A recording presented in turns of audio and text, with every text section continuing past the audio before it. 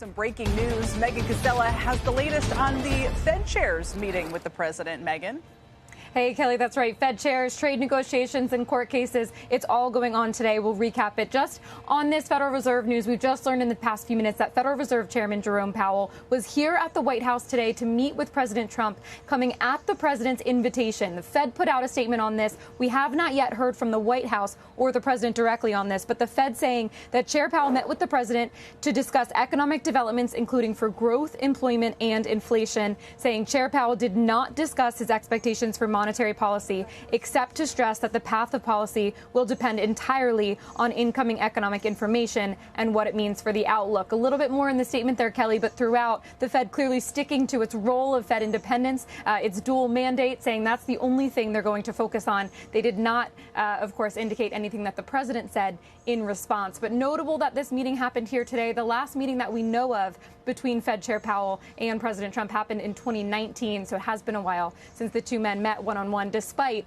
all of the rhetoric and all of the discussion going on between them. Now, on the trade case, and as for what's next here, you hinted at this, but the Trump administration has now officially asked for a stay in this ruling from the Court of International Trade overnight. That's something that would pause, that would ask them not to impose this pause on the tariffs for now. They're saying that pausing it would undercut ongoing international negotiations, and saying that if they don't get at least interim relief, if they don't get this pause in the near term, that they plan to go to the Supreme Court tomorrow to avoid the irreparable national security and economic harms at stake. So the court has not yet ruled on that stay, but now the administration saying very clearly that if they don't get it, they're going to SCOTUS as soon as tomorrow. Now, finally, Kelly, I'll leave you with this. Two things, actually. One is that just in the last few minutes, we also heard from a different court, this one, the U.S. District Court for the District of Columbia, also ruling against the administration's reciprocal tariffs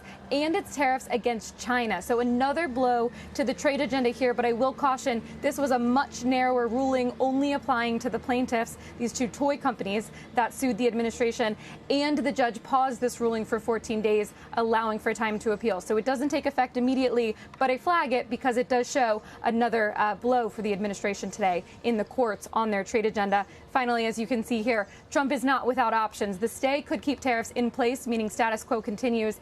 And we know they're already talking about using other statutes, other ways of imposing tariffs, even as these emergency tariffs have to be paused or at least will be appealed and are in limbo for a while. So it's, of course, not the end of the road, Kelly, for this tariff discussion. No, not at all. Megan, what happened with the toy companies just now? Yes, this just came out in the last few minutes. This is in the U.S. District Court for the District of Columbia. Toy companies had sued the administration over the reciprocal tariffs and over most, if not all, of the tariffs against China imposed so far this term.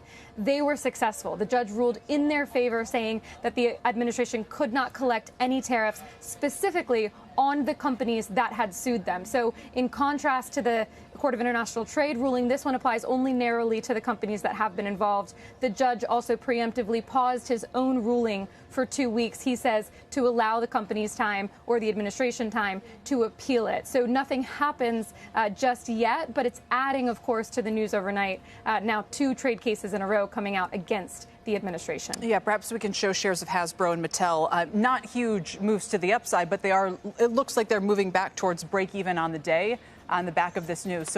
So many different moving pieces to keep track of. Megan, appreciate it for now. Megan Cassella. Yeah.